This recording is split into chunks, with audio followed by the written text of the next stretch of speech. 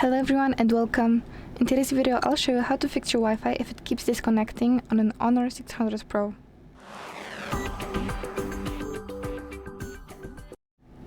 So first you want to go into settings and Wi-Fi. Try toggling it off and on, or just forgetting it and reconnecting to it.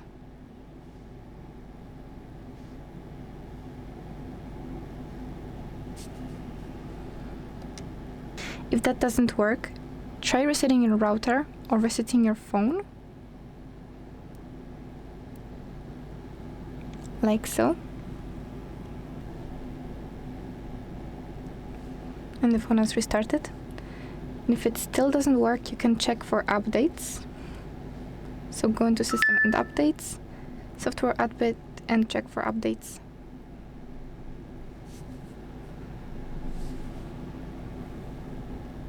The next thing you could do is going back into Reset Network Settings, and Reset Network Settings. Confirm it with your password, and here you can reset them. And that's it for today. I hope this helped.